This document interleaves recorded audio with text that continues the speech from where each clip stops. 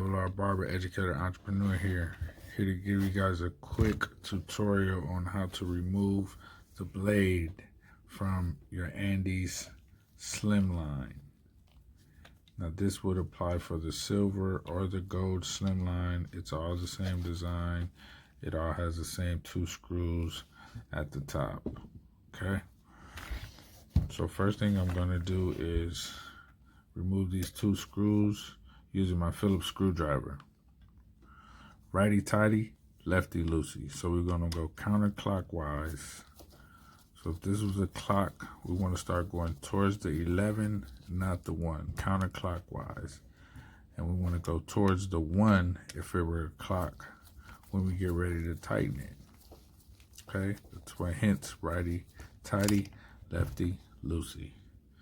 So here's my old blade, and the reason I'm removing this blade, guys, is because sometimes when I go to line up a client or do my outline or my detail work, it drags, or if I turn it this way to bald out, you know, those small superfluous hairs on the neck, it'll pull, and that's when I know this blade has just met its last days.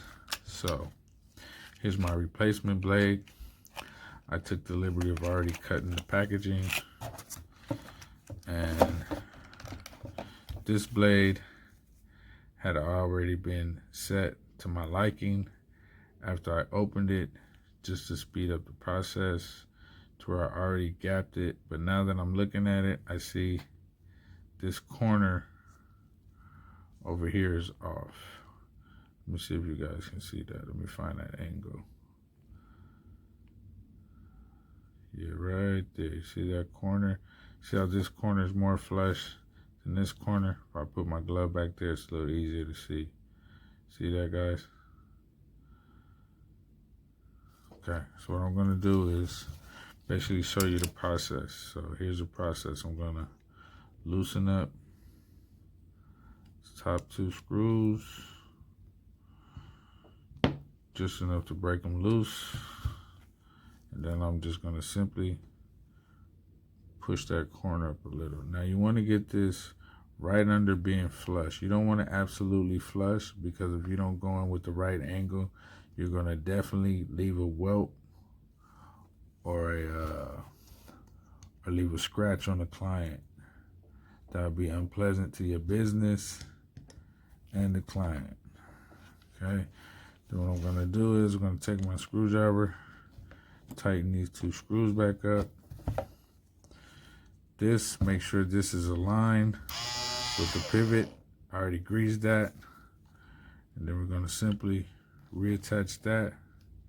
And make sure when you put these screws back in, guys, that you start them off by hand, just because you're inserting these into a plastic housing, and a lot of times if you don't get that angle right, it'll definitely lead to problems in the future after you have to change the blade once or twice.